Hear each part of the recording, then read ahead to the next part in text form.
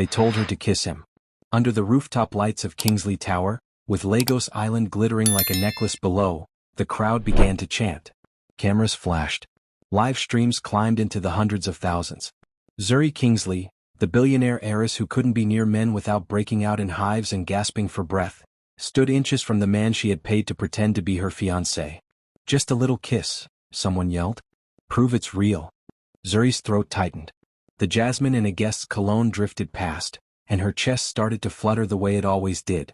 Her hands trembled as she stared at Malik Okafor's mouth. The world blurred at the edges. Her doctors called it a contact-triggered anxiety reaction. The blogs labeled it an allergy to men. Whatever the name, it was real. A brush of masculine cologne, a hand on her shoulder, the pressure of a crowded elevator, any of it could bring the heat, the rash, the breathlessness. Malik should have panicked. Instead, he tilted his head the slightest degree, as if listening for a rhythm only he could hear. "Follow me," he whispered, so quiet the cameras could never catch it.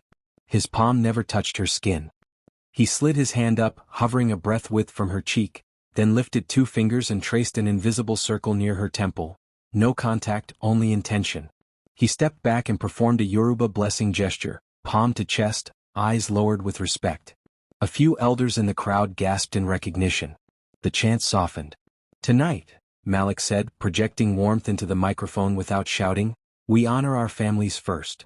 He turned to Zuri's mother, Adeola Kingsley, the formidable chairwoman whose signature had built half the city's skyline. Malik bowed formally to her, then to Zuri's grandmother, who wore a head tie the color of hibiscus. He took Zuri's ungloved hand and, still not touching, wrapped hers in the silk corner of his pocket square.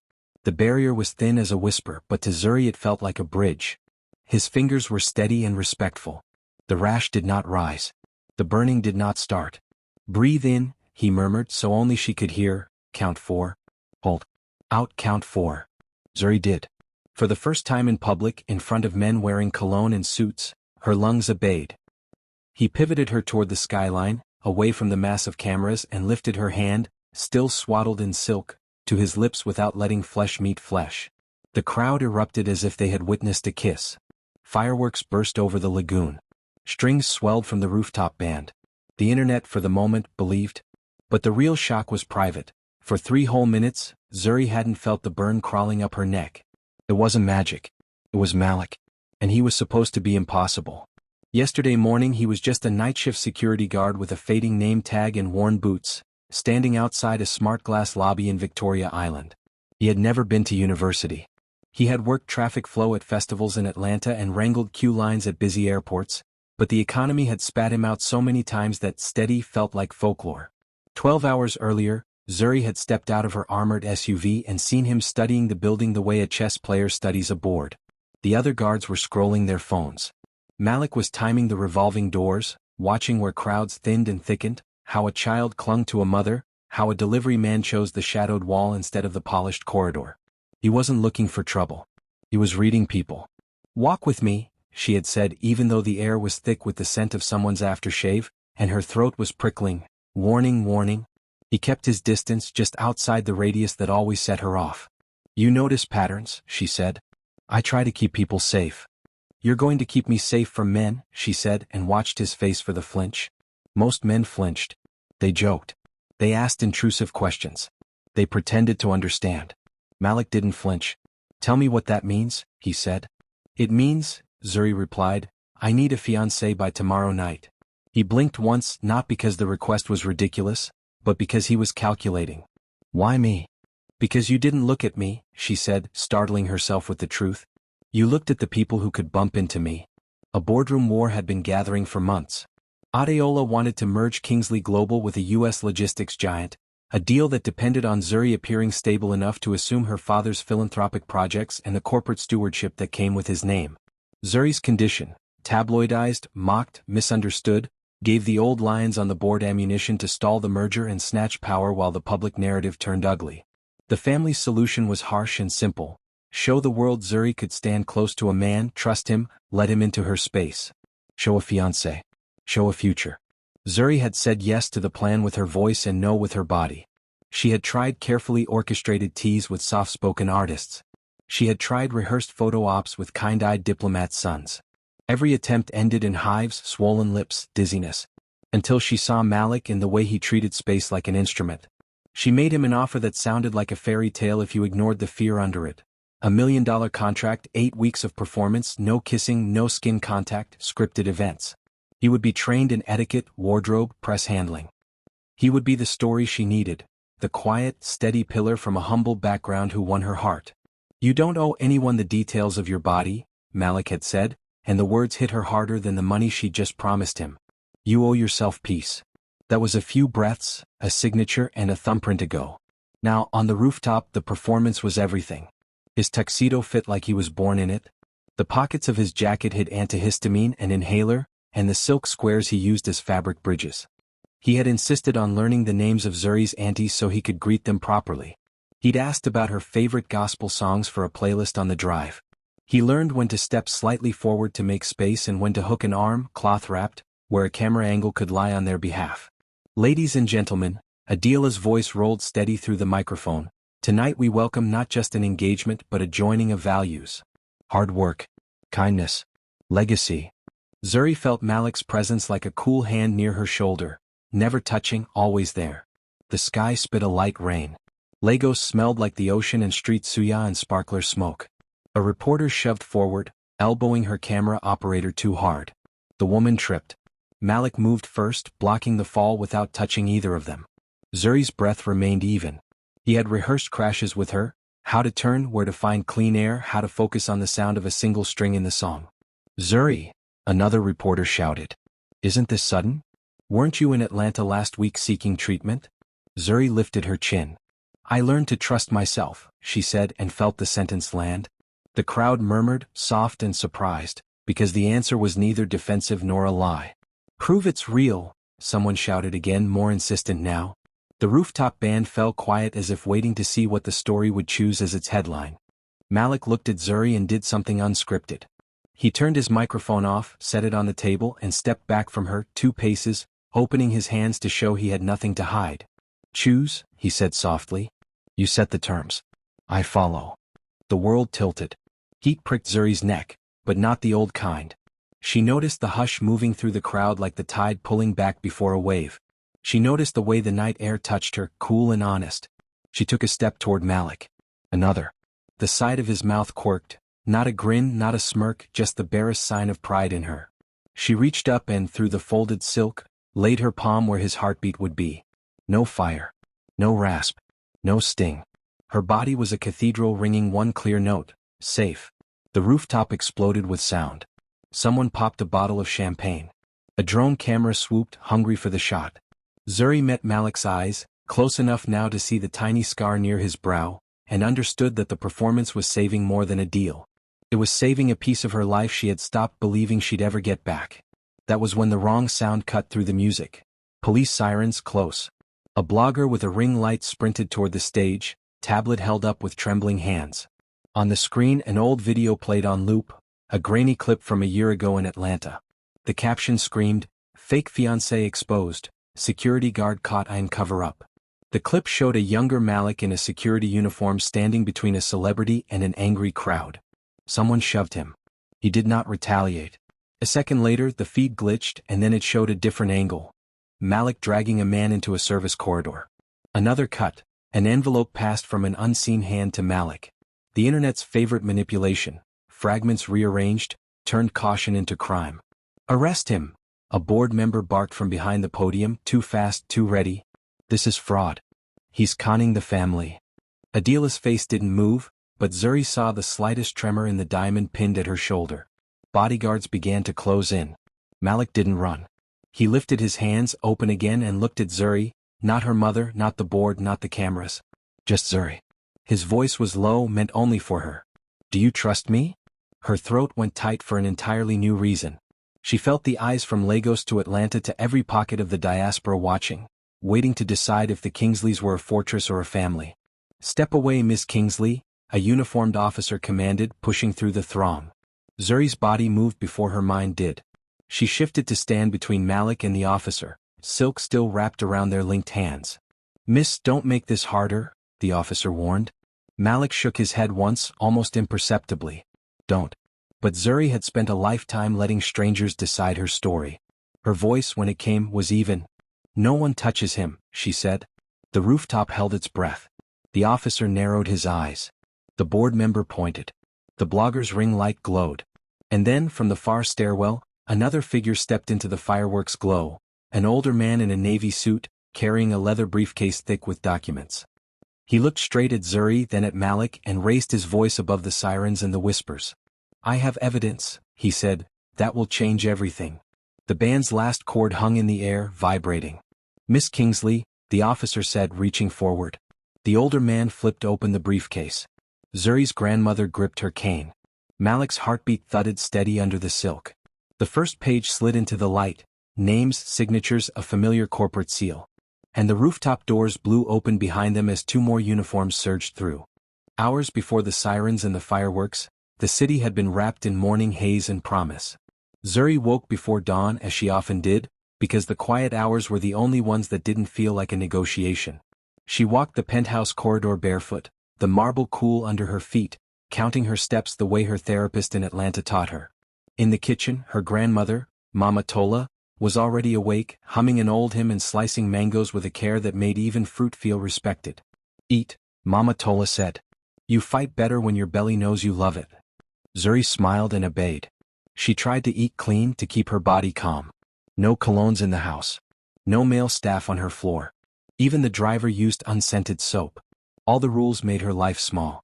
But that morning, the world felt like a door half open, because she had found someone who could step into the room with her without smothering the air. "Your father would have liked that boy," Mama Tola said softly, as if the thought had been resting in her chest all night. "He sees the room. Not many people do." Zuri pretended not to know who she meant. "He is trained to do that." "He is trained to survive," her grandmother corrected. "That is different."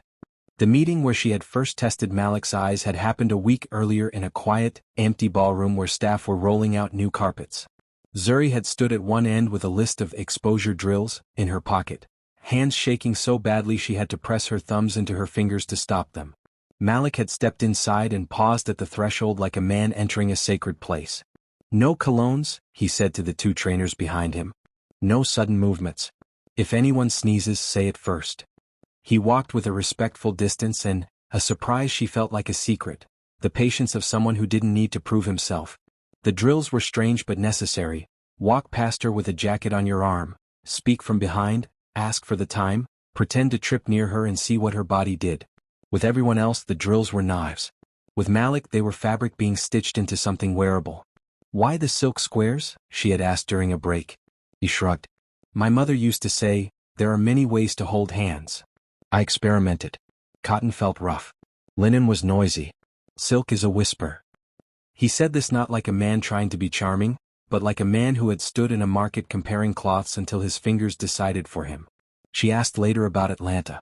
He rarely volunteered stories, but when he spoke she could see the scenes. His younger sister, Amina, braiding hair to pay for exams. Their mother, Chinello, laughing tired in a grocery line. A job at an airport where he learned the pulse of crowds.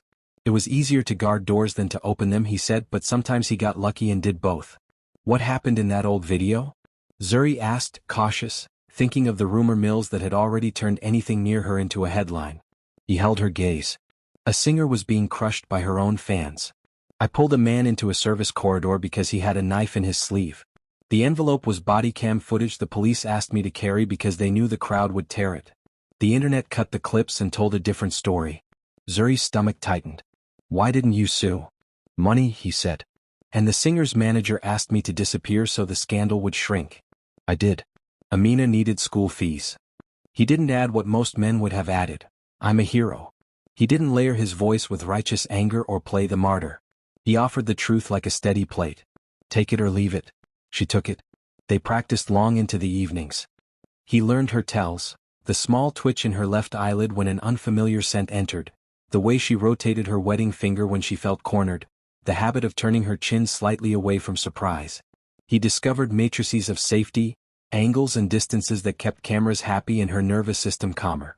He taught her a technique he called borrowing breath, where she matched her breathing to the rise and fall of his shoulders from across a room.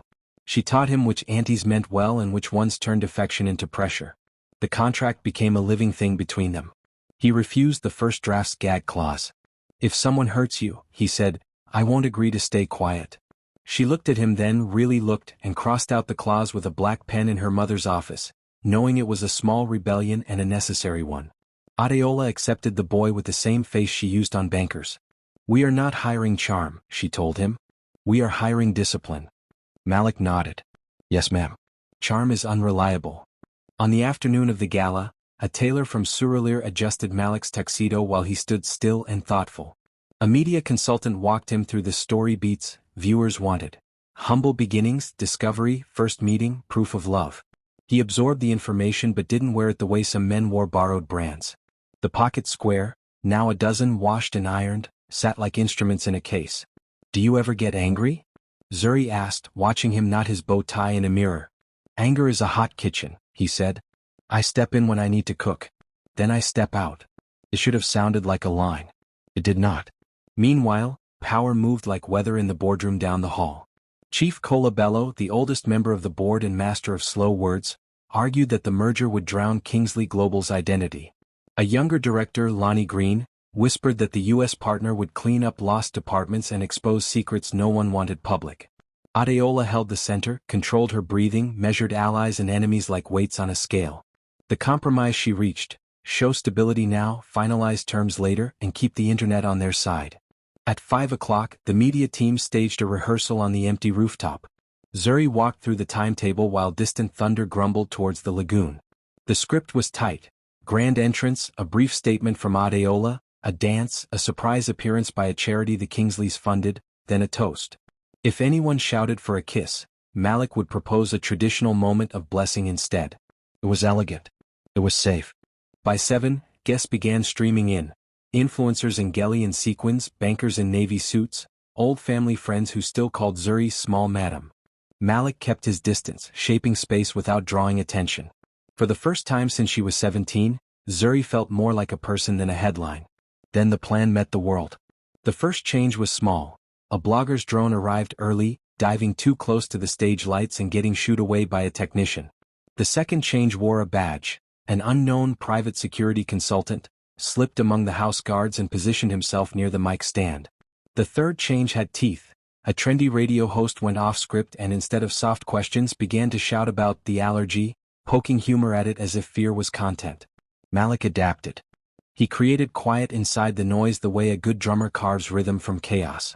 When the call for a kiss rose, he didn't counter with logic. He gave the crowd a story to cheer: respect, family, a touch that did not touch. For 3 minutes, the city held its breath with Zuri. Her body listened to an old promise: you are safe. Then the sirens grew from rumor to reality. The man with the leather briefcase, gray at the temples, temple-worn, entered the rooftop like someone who had fought through 5 locked doors and would fight through 5 more. His name, the first whisperers said, was Emeka Lawson. He used to be the Kingsley patriarch's fixer, the one you hired when a problem had no polite solution. He had left service a decade ago after a messy dispute over accounting at a port project. He was not the kind of man who brought flowers to a party. He was the kind who brought receipts. I have evidence that will change everything, he announced, voice carrying. The police uniforms were not Lagos State Police. Their badges were private, contracted from a firm that loved headlines. The older board members looked too calm. Chief Bellows' expression, for the first time, cracked into the hint of a smile. Zuri felt the ground tilt. Malik's fingers didn't press into her palm. He would never risk bare skin, but the silk between them tightened. What evidence? Adeola demanded, stepping forward like a queen who had seen enough storms to recognize a squall. Lawson snapped open the briefcase. Inside were manila folders stamped with dates, a USB drive, and 2 photographs clipped together. He lifted the photos first, letting the nearest camera catch the edges. Zuri glimpsed a familiar logo, the U.S. Logistics Partners emblem, and next to it, the Kingsley Global seal. Her father's signature. Another signature she recognized but couldn't place under the rooftop lights. The police contractor reached for Malik. Sir, you need to come with us. On what charge? Malik asked, voice calm. Fraud and conspiracy to defraud the Kingsley family, the man recited as if he'd practiced it in a mirror. Lawson's jaw tightened. That's a lie. The conspiracy is against him. The board member who had barked for the arrest, Lonnie Green, the young one, eyes too bright, waved her hand. This is ridiculous. Remove him. The rooftop split into islands. Family, board, press, guests. The wind off the lagoon lifted the tablecloths. Paparazzi lights danced. Lawson held up the USB drive. This contains the original Atlanta footage, uncut, with timestamps from the venue's security system. It shows who put the knife in the man's sleeve. It shows who told the manager to smear the guard and, more importantly, it shows who paid for the smear. He turned, slowly, deliberately, until his gaze landed on Chief Bello. The old man's smile vanished. "You're reaching," Chief Bello said, voice low. "Sit down." Lawson ignored him. He flipped to the first page in the top folder, and even from a distance Zuri recognized the letterhead of her late father's foundation. Beneath it was a clause she had seen only once, in a draft her mother told her was ancient history. A contingency requiring Zuri to be publicly engaged by her 30th birthday or the family's philanthropic arm would pass, temporarily, to an acting trustee appointed by the board. And the signature appointing that acting trustee, if the condition failed, belonged to Chief Bello. Her stomach dropped. This wasn't only about her body. It was about control. The police contractor moved again, this time faster, hand outstretched to grab Malik's arm. Malik took a step back, not from fear, but to create space that might keep Zuri breathing. "Don't touch him," Zuri said louder now. "Miss Kingsley," the man warned. Lawson slid a second photo into the light. It was clear, high resolution, impossible to mistake. Chief Bello's driver handing an envelope to a young tech producer. The same producer who had found the Atlanta smear clip and pushed it viral last year. The timestamp matched the day the lies began. The rooftop erupted, not with cheers but with a noise like a storm breaking over tin roofs. People shouted. Phones lifted. Adeola raised a hand for quiet and did not get it. Chief Bello inhaled slowly, eyes hard. "Old man," he said to Lawson, "you are playing with fire." "Better I burn," Lawson replied, "than watch a child be set alight for your profit." The police contractor, jaw tight, went for Malik again on instinct. Malik's body lowered, not to fight, but to shield. He placed himself fully between Zuri and the man, turning so that if anyone pushed, they would push him first. For a heartbeat, time slowed, the old Atlanta corridor folded into this Lagos rooftop, two timelines touching. That was when a second uniform, smaller, slid from the stairwell shadows and reached toward the briefcase. In one smooth motion, gloved fingers snatched the USB drive from Lawson's hand and pivoted toward the exit. Zuri saw only a flash of the face under the cap. It was Amina, Malik's sister. For a few breathless seconds, everything froze, the sirens below, the fireworks above, the crowd's roar hanging in the humid Lagos night. Zuri's eyes locked on the figure darting toward the rooftop stairs, the flash of a yellow scarf barely visible beneath the security cap. Malik blinked once, disbelief and recognition colliding in his chest. Amina. He moved instinctively. Not like a trained fighter, but like a brother who knew that name belonged to blood. The guards lunged. Malik pivoted, using the chaos to block their path without harming anyone. "Don't touch her." His voice tore through the noise. But Amina didn't stop. She was fast, weaving through startled guests, clutching the stolen USB drive to her chest like it was oxygen. Her voice broke through the thunder. "I'm sorry, Malik. I had to." Zuri's pulse drummed in her ears. Her body was trembling, her skin beginning to tingle, the early signs of a reaction. Too many men, too much cologne, too much noise. Malik turned just in time to see the panic in her eyes. "Breathe, Zuri. Breathe for me," he said, calm but fierce. His hand found one of the silk squares in his pocket, and he lifted it between them, a familiar barrier, his voice becoming her anchor. "In 4 counts. Out, 4 counts." Zuri obeyed.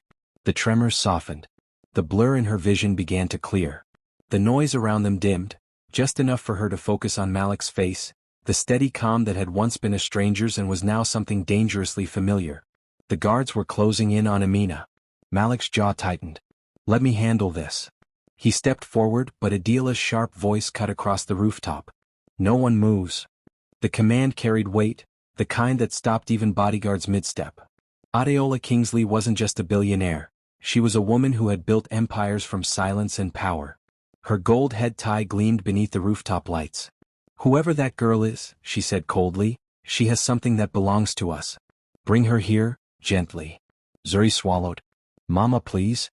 Adeola turned, her eyes hard.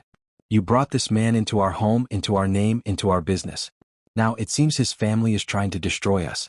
Or was this your plan all along? Zuri felt those words like stones. She wanted to speak, but her throat was thick. Malik faced Adeola, his voice quiet but unyielding. With all respect, ma'am, my sister doesn't steal. If she took that drive, it's because someone forced her to. Chief Bello stepped forward, using his cane like a staff of authority. Enough of this sentimental nonsense. Arrest them both, before this circus goes any further. But before anyone could obey, a loud crack split the tension, the sound of thunder rolling close over the lagoon. The power flickered. Cameras blinked out. The rooftop lights dimmed, leaving only the flashes of distant lightning and the shimmer of wet glass. When the emergency lights flicked back on, Amina was gone. The guards searched frantically. The stairwell door swung open in the wind, and below, the faint echo of heels on concrete disappeared into the storm. Zuri clutched the silk square Malik had left on the podium. Her hand trembled, but her voice rose. No one is going anywhere until we understand what's happening. Adeola shot her a warning look, but Zuri didn't care. This is not some random chaos. Someone planned this. Lawson, still clutching the open briefcase, nodded grimly. She's right. Chief Bello knew the timing of tonight's event. Someone tipped off those private police. And that girl? He glanced at Malik. That girl may be the only one who knows where the real proof is now. Malik's chest was tight. I need to find her before they do. Adela's tone turned icy.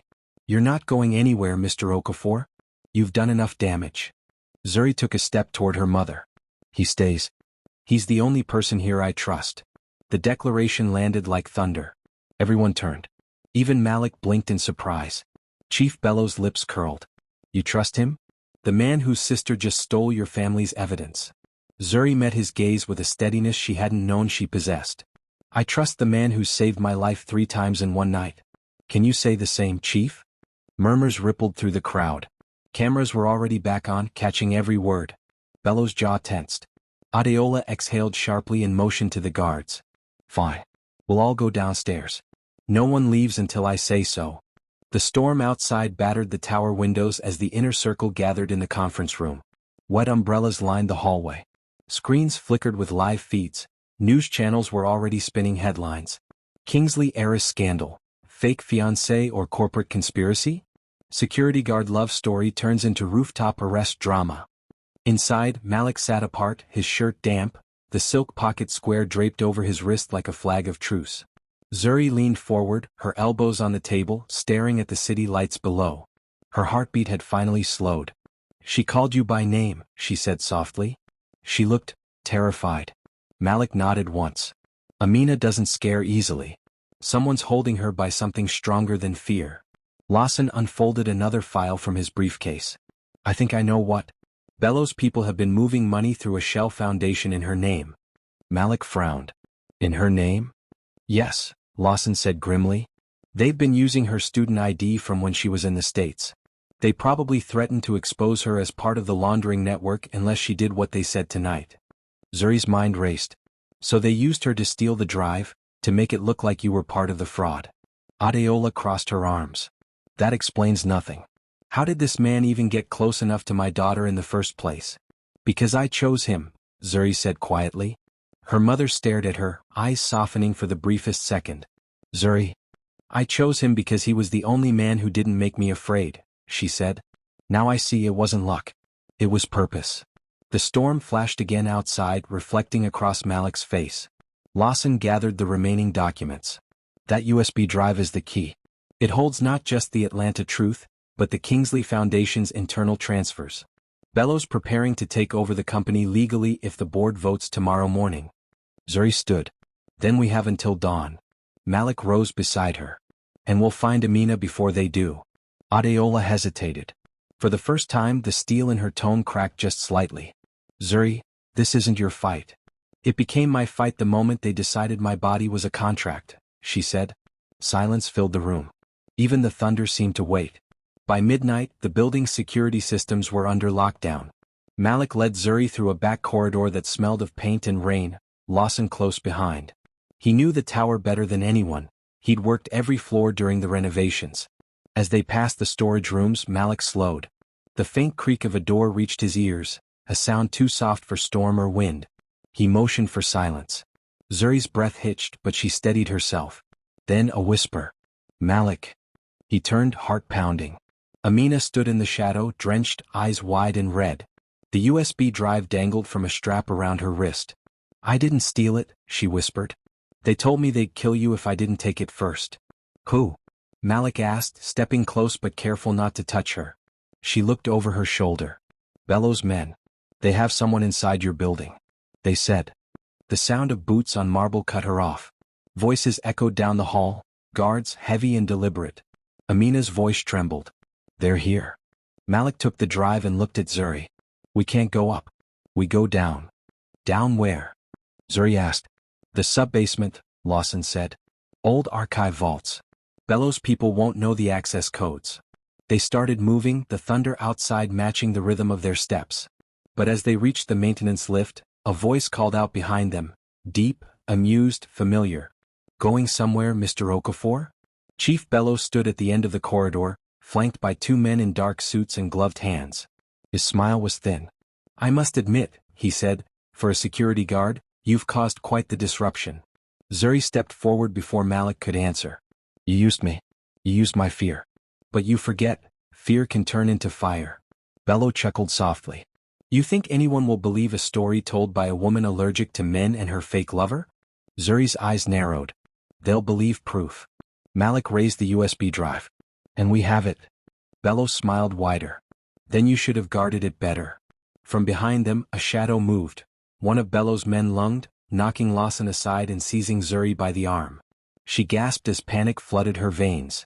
Her skin began to burn, the rash, the reaction, the tremor. Zuri! Malik shouted. He lunged forward, wrapping the silk between his hand and hers, breaking the man's grip without ever touching her skin. He pulled her close, using his body as a shield. Run! Lawson yelled. They bolted for the maintenance lift, the USB drive clutched tight. Bellows' laughter followed them, echoing through the corridor.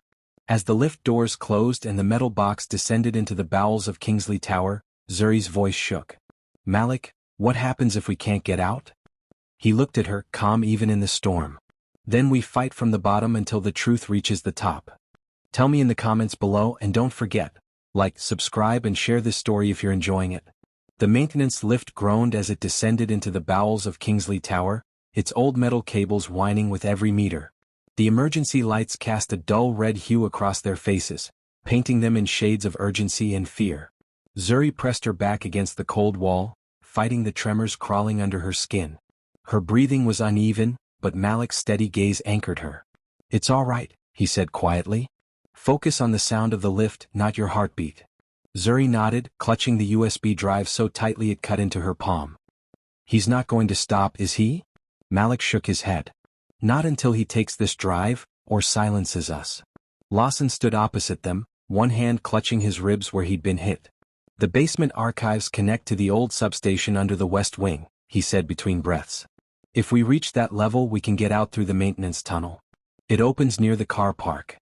The lift jerked suddenly, throwing Zuri off balance. Malik caught her by the elbow, silk still wrapped around his fingers, and steadied her without skin contact. She looked up, meeting his eyes for a fleeting moment. You never panic, she whispered. He gave a small smile. I save that for when there's no one left to protect. Before she could answer, the lift shuddered to a stop. The indicator blinked. B3, archives. The doors opened to darkness. A cold draft drifted in. Rows of steel filing cabinets stretched into the shadows, and the smell of dust and electricity filled the air. Somewhere deep within, the hum of generators echoed faintly. Malik stepped out first, scanning. Stay close. Lawson followed, limping. Zuri came last, her heart pounding with every step. The floor was slick from a leak somewhere above. Over there, Lawson pointed. Those double doors lead to the service tunnel. They moved quickly, their footsteps echoing. But halfway across the room Malik froze. He raised a hand. Wait. A soft click broke the silence, the unmistakable metallic snap of a gun being cocked. From behind one of the filing cabinets, a man in black stepped forward. Then another. Then two more. Zuri's breath hitched. Bellows' men. Drop the drive, one of them barked. Malik stepped protectively in front of Zuri. You don't want to do this. Orders from the top, the man said. Hand it over and maybe you get to walk out. Lawson muttered, Bellows faster than I thought. Malik glanced at Zuri, calculating. There's another way out, he whispered. The ventilation shaft. Zuri's eyes darted to the wall, a small grate just above the filing cabinets. That's too small. For me maybe, Malik said. But not for you. Malik. Don't argue. His voice was low but firm. You need to get that drive to the press before sunrise. That's the only way this ends. She shook her head violently. I'm not leaving you here. Zuri, he said softer now, trust me. The guards advanced. Malik turned, kicking a loose pipe on the floor. It rolled, hitting a cabinet, sending a deafening echo through the room. The men flinched. Malik moved fast, grabbing Lawson by the arm and shoving him toward the wall. Get her out. Lawson yanked open the vent cover. Come on. Zuri hesitated, torn between fear and fury. Then Malik's voice came again, steady and final. I promise to keep you safe. Don't make me break that promise now. The sound of boots thundered closer. Zuri crawled into the vent just as bullets shattered the nearby light. Sparks rained down. Malik dove behind a cabinet, returning the noise with a thrown wrench that clanged off the floor. Distraction, not attack. Go, he shouted. Lawson pulled the grate closed behind them. The darkness swallowed them whole. Inside the narrow tunnel, Zuri crawled through damp metal, her breathing loud in her own ears. The sound of gunfire echoed faintly from behind, then stopped. Silence pressed in. Lawson, she whispered, is he? He's alive, Lawson said grimly. He knows how to move. He's buying us time. Zuri bit her lip until she tasted blood. I can't leave him there. Zuri, Lawson said firmly, you leaving him there is the only thing that gives his risk meaning. We expose Bello, we free Malik. Her mind rebelled against the logic, but her body kept crawling. The metal grew colder as they neared the far end. Finally they dropped into another room, the old electrical substation. Rusted breakers and dusty machinery surrounded them. We're almost there, Lawson said. The exit should be through that door. Zuri followed, clutching the drive like a lifeline. But as they reached the exit, footsteps echoed above, more guards. Lawson cursed under his breath. They've sealed the ground floor. Zuri looked around, thinking fast. Then her gaze landed on a stack of old equipment cases and a battered laptop sitting on a workbench. If we can't get out, she said, we send the proof out. Lawson frowned. What? She knelt, plugging the USB drive into the laptop. Bello wants to control the narrative. So we give it to the world first. Lawson's eyes widened. You're talking about leaking it? Yes. To every major news outlet in Lagos. And the US ones too. Lawson hesitated. That could destroy your family's reputation before it saves it. Zuri looked up, fire in her eyes. Then let it burn. We'll build something honest from the ashes. Lawson nodded slowly, a small, proud smile forming. Your father would have said the same. She began typing furiously. The old laptop creaked but came alive. Files opened. Video footage, accounting records, email threads linking Bello's offshore companies to fraudulent donations. Almost there, she whispered. Suddenly the screen flickered. A remote override prompt appeared. Access denied, system lockdown. Lawson swore. Bello's IT team just cut the internal connection. He's one step ahead. Zuri clenched her jaw. Then we go external. She grabbed a dusty Ethernet cable from the table and plugged it into her phone's hotspot. The connection was weak, but alive. Uploading now, she breathed. The progress bar crawled slowly across the screen. 10%. 20. 30. Then the door burst open. Chief Bello himself stepped in, flanked by two of his men, his tailored suit immaculate despite the chaos. His cane tapped the concrete floor like a judge announcing a verdict. Well, he said, voice calm, I admire the effort. Lawson moved in front of Zuri. Stay back. Bello tilted his head. Do you know what happens when you play with a powerful girl? You bleed. Zuri stood, hands trembling but defiant. Do you know what happens when the powerless stop fearing you? Bello smirked. They disappear. He raised his hand. One of his men stepped forward, gun drawn. Lawson shouted, Zuri, run. But Zuri didn't move. She pressed one final key. Upload 100%, sent. The laptop chimed. Files transferred. Bello's smirk faltered. What did you do? I gave the world your confession, she said quietly. Check your phone, Chief. Almost on cue, the guards' radios crackled. A voice shouted from the other end. Sir, it's everywhere. The footage, it's all over the news. The Atlanta video, the financials, everything. Bello's face turned pale beneath the stormlight spilling through the doorway.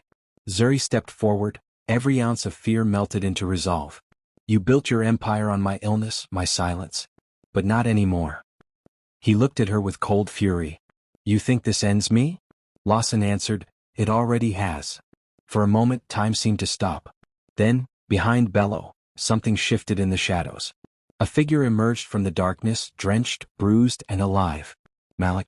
Step away from her, he said.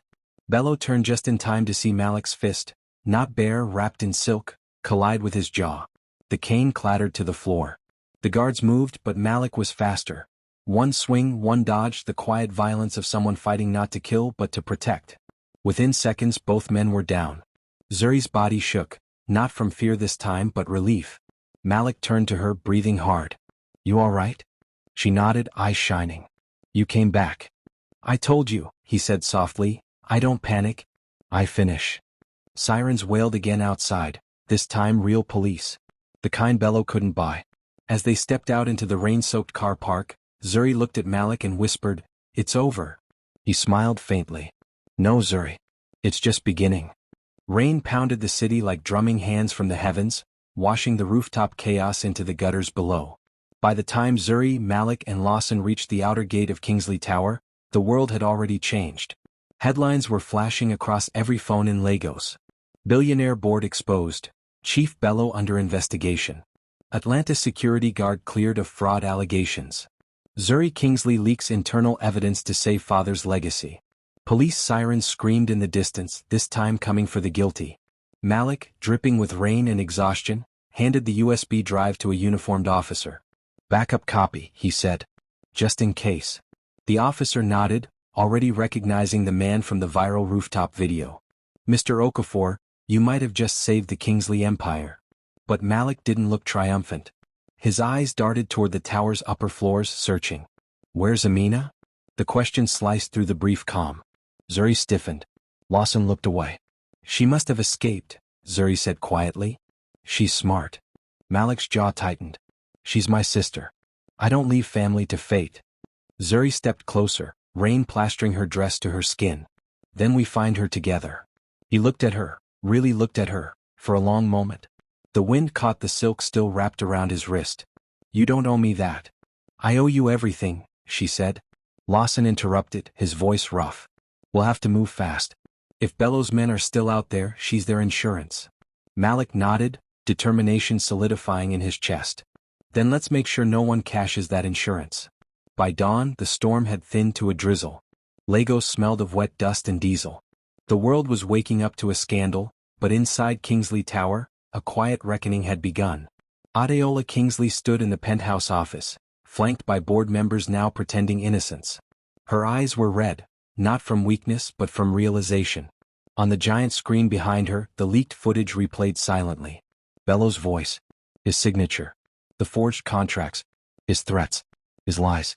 When Zuri entered, every conversation stopped. You disobeyed me, Adeola said without turning. I saved us, Zuri replied softly. Her mother turned, eyes sharp. At what cost? Our name is trending across the world. Our investors are panicking. And your daughter can finally breathe without fear, Zuri said. The silence stretched long enough for the rain to be heard tapping against the windows. Adela's voice softened. You're your father's child. Zuri stepped closer. He believed in truth. You taught me how to fight. Maybe we were both right. For the first time, Adela's composure cracked into something human. She reached out, not with control but with gratitude. You did what I couldn't.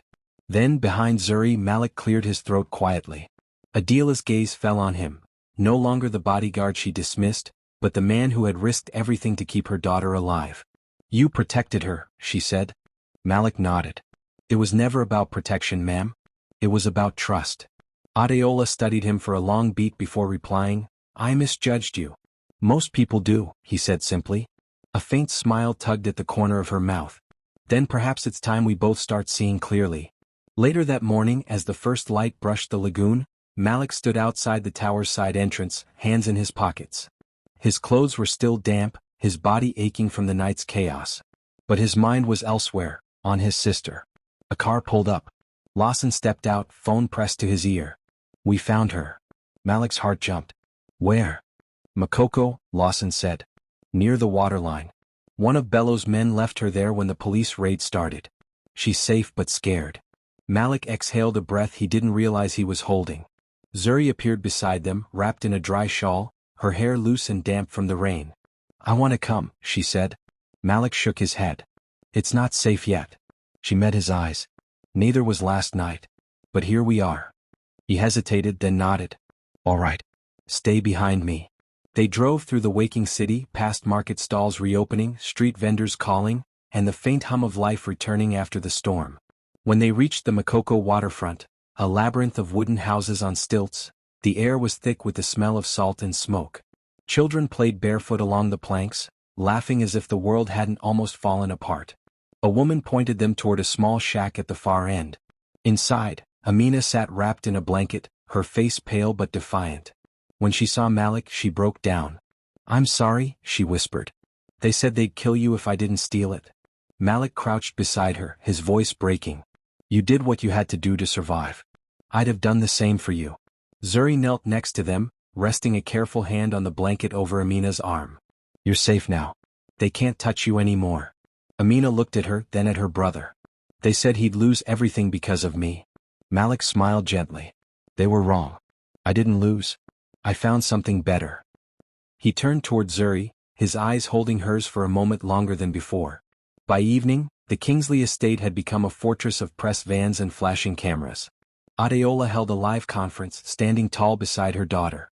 Kingsley Global will no longer be a playground for greed, she declared. Effective immediately, Chief Bello and his accomplices are suspended pending investigation. And let this serve as a message: no legacy is worth more than truth.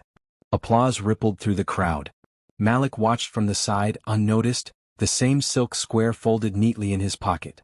He didn't need to be at the center of the cameras. His part had never been about the spotlight.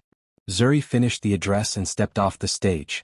When her eyes found him in the corner, she didn't hesitate. She walked straight through the crowd and stopped in front of him. You're leaving, she said quietly. He smiled faintly. You don't need me anymore. The world believes in you now. But I believe in you, she said. The words landed heavy, quiet, undeniable. He exhaled.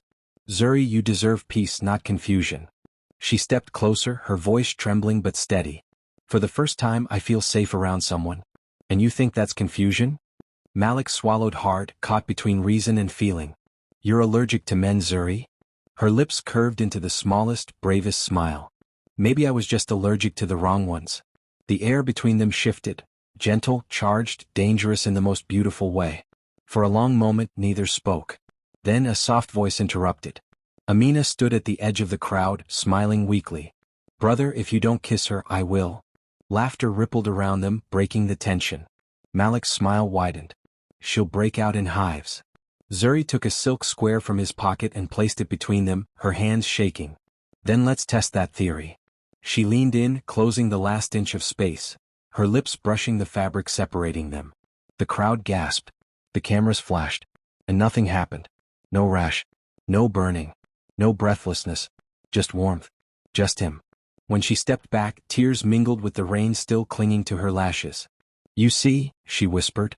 Maybe healing doesn't come from medicine. Maybe it comes from trust.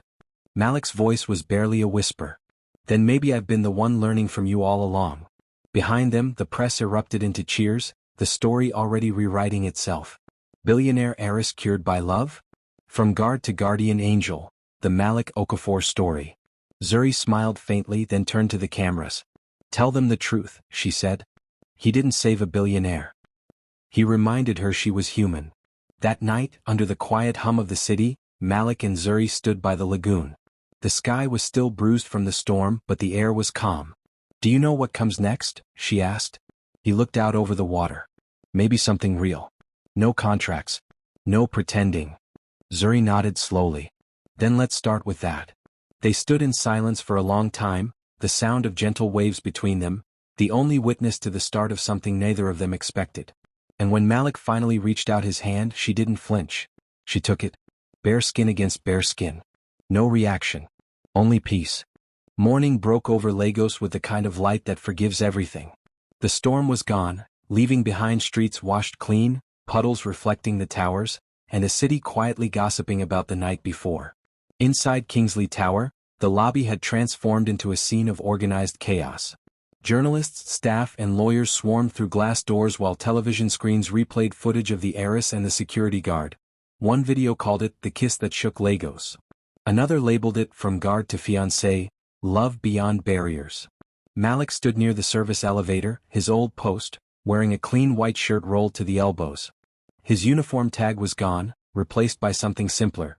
His name, written on a small metal badge Zuri had personally handed him that morning.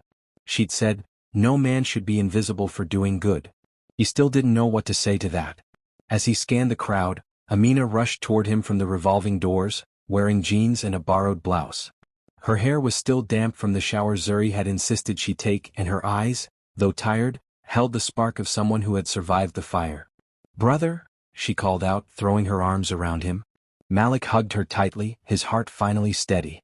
"You're safe. That's all that matters." She laughed softly. "Safe maybe. But famous? Oh, that's another problem." Malik frowned. "What?" She pointed toward the nearest screen. Her face, caught from the rooftop chaos, flashed across it with the headline, "Mystery Girl Who Stole Evidence Speaks. Hero or Pawn?" Amina groaned. "They're calling me the Lagos Robin Hood." Malik chuckled despite himself. "Better that than Bellows' puppet." "Still," she said, lowering her voice, "I don't want to be anyone's story." Malik's expression softened. "Then we write our own." Just then Zuri's voice called from behind them. "Or maybe," she said, stepping forward, "we write ours together." Amina grinned. "You two sound like the end of a movie." Zuri smiled shyly. She wore a crisp cream suit, her curls pulled back into a modest bun, gold earrings glinting in the morning light. Her poise was regal, yet there was something softer now, something real. "Good morning, Miss Kingsley," Malik said formally. She tilted her head. "We've shared silk, scandal, and survival, Malik. I think you can call me Zuri now." He smiled. "Then good morning, Zuri." Amina cleared her throat dramatically. "I'll give you two some privacy. I'm late for an interview I never agreed to." As she disappeared into the crowd, Malik turned back to Zuri. "You sure about this press conference? You could stay quiet, let the police finish what they started." Zuri shook her head. "Silence protected the wrong people for too long. I have to finish what we started." Malik nodded. "Then I'm with you." She hesitated. "Malik, are you sure you want that? Once this is over, your face will be everywhere. You could have your old life back, quiet, safe, simple." He gave a small laugh. "After meeting you? There's no such thing as simple anymore." Zuri's lips curved into a faint smile. "Good. Because I was hoping you'd say that." By noon the press hall was packed. Cameras blinked. The air buzzed with whispers. Adeola Kingsley stood at the podium, her posture as composed as ever, but this time her daughter stood beside her. "Good afternoon," Adeola began, her voice steady. "Today Kingsley Global begins a new chapter, one founded on transparency, fairness, and courage." She paused, looking toward Zuri. "My daughter showed me that fear only grows in silence. And that healing comes from honesty." Zuri stepped up to the microphone. Flashbulbs burst. For a heartbeat, the room went quiet. "I grew up in rooms filled with power," she began. "Men in suits deciding the fate of empires, investors, families. And yet, I couldn't stand near one without my own body rebelling. People called it an allergy. Some called it a curse. I call it a warning, that sometimes the world forces women to armor themselves just to exist." Murmurs rippled through the crowd. Malik watched from the back, his hands in his pockets, pride softening the edges of his stoicism. "But last night," Zuri continued, "someone reminded me that not every hand extended toward you is a threat. Some are a promise." The crowd fell silent again. "I owe my life, and this company's truth, to Malik Okafor. A man the world dismissed because of his job title, but whose integrity rebuilt mine." Cameras flashed wildly. Reporters whispered Malik's name like it was a myth. Adeola gestured for him to come forward. "Mr. Okafor, please join us." Malik froze. Dozens of cameras turned. For a moment he considered retreating, but Zuri's eyes caught his, steady, certain. He walked to the podium, the crowd parting like a tide. When he reached her side, she turned to him with that small, fearless smile. "You still think you don't belong in this world?" He looked out at the flashing lights, then back at her. "Maybe I just needed a better reason to stand in it." Laughter and applause filled the hall. Adeola raised her hand. In recognition of his service, Kingsley Global will be establishing a new initiative, the Okafor Foundation, for education and justice reform, in honor of every invisible worker who keeps this city alive. The applause grew louder, heartfelt this time. Malik blinked in disbelief. Zuri reached for his hand, not wrapped in silk, not hidden behind fear, and held it openly for the world to see. The gesture alone became the front-page image that would define the day: the heiress and the guard, love, trust, and a new beginning. That evening, the three of them, Zuri, Malik, and Amina, sat on the Kingsley balcony overlooking the lagoon. The sun was setting in ribbons of gold and red, the city lights flickering awake one by one. Amina sipped juice from a glass bottle. So what now? Zuri smiled. Now, we breathe. Malik leaned against the railing. And after that? Zuri turned to him. After that we live. Maybe even love. He smiled faintly. Careful, Miss Kingsley. That sounds like a proposal. She laughed, soft and genuine. Don't tempt me. I've already paid one man to pretend before. This time I'd prefer the real thing. Malik's laugh joined hers, deep and warm. The world around them finally felt quiet. No sirens, no crowds, no fear. Just wind, laughter, and peace. Amina looked between them and grinned. You two are ridiculous. But for the first time in a long time, I think ridiculous looks good on us. Zuri reached for Malik's hand again, intertwining their fingers beneath the dying light. There was no silk, no hesitation, only the truth they'd fought for, tangible, imperfect, and utterly theirs. I used to believe love was something delicate, Zuri said. Something fragile. But now I know, it's not delicate. It's deliberate. Malik nodded slowly. Then let's keep choosing it. The last light of day faded into dusk, painting their silhouettes against the glowing city. For the first time, Zuri Kingsley wasn't the billionaire heiress allergic to men. She was simply a woman, alive, healed, and finally unafraid. The next week unfolded like a sunrise after a storm, slow, beautiful, and full of rebuilding. Newspapers across Nigeria and the U.S. printed Zuri's speech word for word. Online commentators who once mocked her now called her the voice of courage. Investors who had doubted the Kingsley empire began to return, but this time on Zuri's terms. The scandal had done something no corporate campaign could. It made her human. But behind the flashing lights and public praise, a quieter story was unfolding, one between her and Malik. It started with a knock on his apartment door 3 days later. Malik was just returning from visiting Amina, who'd been offered a scholarship through the new Okafor Foundation. His small flat in Yaba still smelled faintly of rain and soap. When he opened the door, Zuri stood there. No cameras, no security entourage, just her holding a brown envelope. He blinked in surprise. Zuri? You shouldn't be here alone. She smiled. I needed air. And I needed to see you without 10 microphones in my face. He stepped aside. You know you're always safe here. She walked in, taking in the space. Neat, modest, filled with the quiet simplicity of a man who carried peace like a discipline. A framed photo of Amina on her graduation day sat beside a small plant on the windowsill. You live small, she said softly. I live steady, he corrected. Big houses have too many walls. She smiled at that. Then she handed him the envelope. Open it. He did and froze. Inside was a letter stamped with the Kingsley Global seal and a plane ticket. A position? He asked. Zuri nodded. Head of Global Security and Ethics. You'd oversee every branch, from Lagos to Atlanta. You'd report directly to me. He stared at her. Zuri? I'm a guard, not an executive. You're a man who saved a company, a family, and my life, she said. You taught me trust. You taught me strength. You deserve to build something with your name on it. He set the envelope down. And if I say no? She met his eyes. Then I'll offer it again tomorrow. He laughed quietly, shaking his head. You're relentless. Comes with the job, she teased. For a moment, they simply stood there in the soft hum of the room, the air thick with something unspoken. Zuri broke the silence first. There's another reason I came. Malik raised an eyebrow. Oh. I never thank you properly, she said. You thank me every time you breathed easy. That's not enough. Before he could respond, she stepped closer, slowly, deliberately. Her fingers brushed his wrist and she felt his pulse, steady, strong, alive. No silk this time. No fear. I want you to see me, she whispered. Not as a client. Not as a contract. Just as Zuri. I've always seen you, he said. Their breaths mingled in the quiet. The city below buzzed faintly, but in that small apartment, the world seemed to hold still.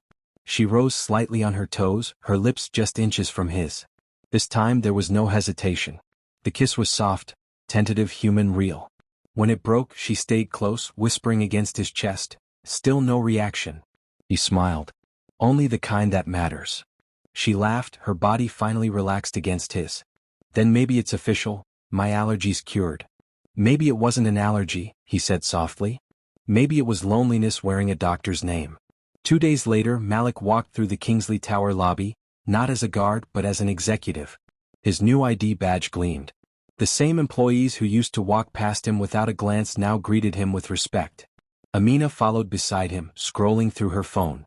You're trending again, she said. #guard-turned-boss. He chuckled. I liked being invisible better.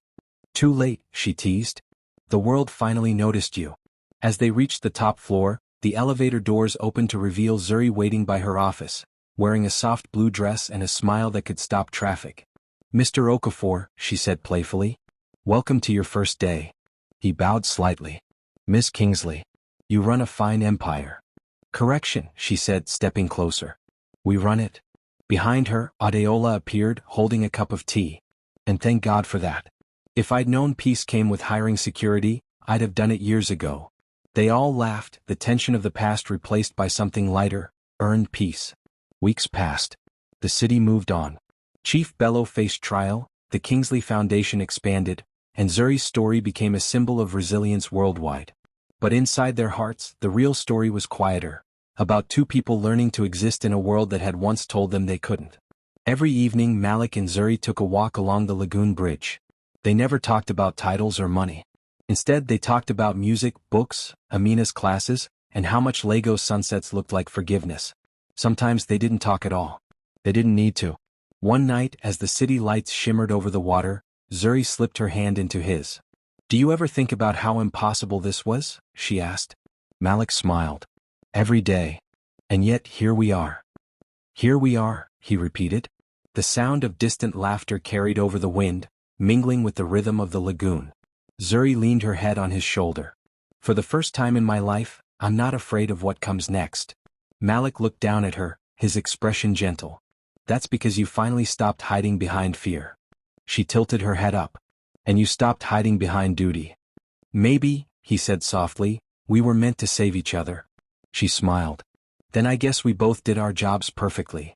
Later that night, Zuri sat on her balcony, journaling under the soft glow of city lights. The page read, Healing isn't about never being afraid again. It's about finding someone whose presence makes the fear quiet. And sometimes, love doesn't come wrapped in perfection. It comes in a security uniform carrying silk instead of flowers. She smiled, closed the book, and looked out toward the horizon where the city and sea met. Behind her, Malik's voice came from the doorway. Writing again? Always, she said. It's the only way to keep from forgetting the miracles.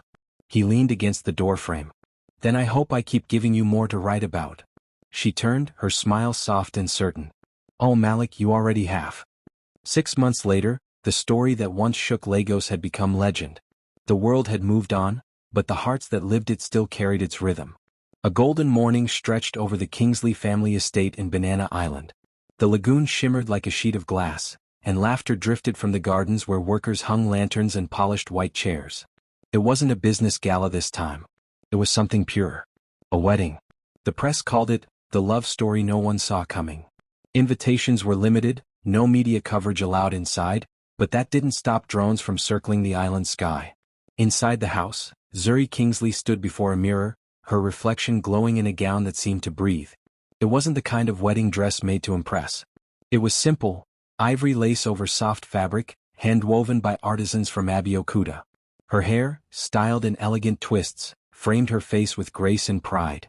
Breathe, my child, Mama Tola said, adjusting the coral beads around Zuri's neck. You look like your mother on her wedding day. Except what? Zuri smiled. Except she wasn't laughing this much. Zuri chuckled softly. Maybe she should have married a man like Malik. From the doorway, Adeola appeared, dressed in a regal blue wrapper with gold embroidery. For a moment she simply watched her daughter. Your father would have been proud, she said quietly. Zuri walked to her, taking her hands. You taught me everything I needed to survive, Mama. But Malik, he taught me how to live. Adeola blinked back tears. Then live well, Zuri. And love without apology. Outside, the garden hummed with soft talking, the smell of fresh rain on grass still lingering. Amina walked briskly down the aisle first, beaming in a bright Ankara gown. She had become the foundation's youngest ambassador, her confidence radiating like sunlight. When Malik appeared next, the crowd murmured. He wore a cream agbada embroidered with subtle gold, his broad shoulders carrying the ease of a man who had finally found peace. His eyes searched the crowd, then stopped when he saw her. For a brief second, it was like the world had gone silent again, just like that rooftop night months ago. Only this time there were no cameras, no fear, no silk between them. Zuri walked toward him slowly, barefoot on the soft earth, her dress brushing the grass. The music swelled, soft Yoruba drums blending with violin chords, tradition meeting modernity, Africa meeting the world. When she reached him, Malik whispered, "Still no rash." She smiled. "Only goosebumps." The guests laughed warmly. The officiant, an elderly family friend, smiled and lifted his hands. "Today we do not join two families for power or wealth. We join two souls who found peace in truth. May this union remind us that love, when honest, heals even the deepest scars." Zuri reached for Malik's hand. Her fingers slid into his, bare, confident, unshaking. "Do you, Malik Okafor, promise to honor and protect her not because she needs it, but because she deserves it?" "I do." "And do you, Zuri Kingsley, promise to love and trust him not because he earned your wealth, but because he earned your heart?" "I do," she whispered. The sun broke through the clouds at that exact moment, painting the garden gold. "You may seal your vows," the officiant said. Their kiss was slow, real, the kind that didn't need fireworks. It was a promise, not a performance. The crowd erupted into applause. Mama Tola threw petals in the air, shouting, "Finally, my granddaughter has found her medicine." Amina laughed, hugging Adeola, who actually smiled for the cameras for the first time in years. That evening, the reception pulsed with music and joy. Guests danced barefoot under string lights, eating jollof rice and grilled fish, laughing without pretense. Zuri sat beside Malik, watching everyone move, the rhythm of drums echoing through her chest. "You know," she said, "if someone told me a year ago I'd be marrying a security guard, I would have fired them." Malik smirked. "Good thing you didn't." She leaned her head against his shoulder. "You made me believe in the kind of love that doesn't need fixing, just understanding. And you made me believe I could be more than my job title," he said. "You saw me before the world did." They fell into a comfortable silence, the kind that felt like home. After a while, Malik pulled something from his pocket, a small, folded square of blue silk. Zuri gasped. "You kept it?" He nodded. "The first one I used with you. I wanted to throw it away after the gala, but it reminded me that even fear can become something beautiful." She traced the edge with her fingers. "It's strange. This tiny cloth once stood between us and now it's part of us." He smiled. "It'll always be a reminder. Never forget where you started even when you've arrived." Zuri looked at him for a long time. "Then maybe we should frame it."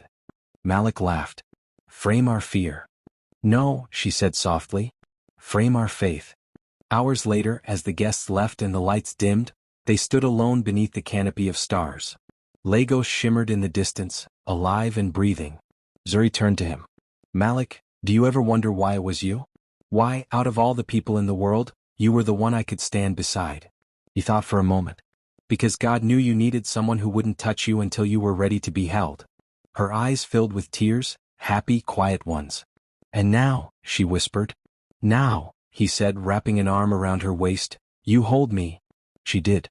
The lagoon wind swept through the palm leaves, carrying their laughter toward the water. Weeks later, a new sign appeared at the entrance of the Kingsley Foundation headquarters. The Kingsley Okafor Institute for Trust and Healing. It wasn't just a charity. It was a space where women and men could recover from trauma, rediscover confidence, and build community. Zuri and Malik co-founded it together, dedicating it to the idea that love, respect, and empathy weren't luxuries, they were necessities. During the opening ceremony, Zuri stood at the podium, Malik beside her. Cameras rolled, but this time she wasn't nervous. "Once upon a time," she said, "I believed strength meant standing alone. Then I met someone who showed me that sometimes, strength means letting someone stand beside you." She turned to Malik, eyes soft. "He taught me that trust isn't built in grand gestures, it's built in moments. In silence. In patience. The audience erupted in applause. As they left the stage hand in hand, Zuri whispered, "Do you realize we've become someone's folktale?" Malik smiled. "Then I hope it's one that ends with peace." She leaned her head on his shoulder. "It already has." Final scene. That night, their story played on every major network. A tale of love that conquered fear, trust that conquered wealth, and faith that conquered circumstance. A news anchor closed the segment with a single line. "Sometimes, the richest hearts belong to those who once had nothing but kindness." And in their quiet home overlooking the lagoon, Zuri and Malik sat side by side, watching their story replay not as fame, but as testimony. He looked at her. "So, Mrs. Okafor, what's next?" She smiled, eyes gleaming with mischief. "Life. Just life. With you." He reached for her hand, intertwining their fingers. "Then we've already won." The camera of the world faded, but their story didn't. Because love, real love, never ends. It just keeps breathing quietly long after the last chapter closes.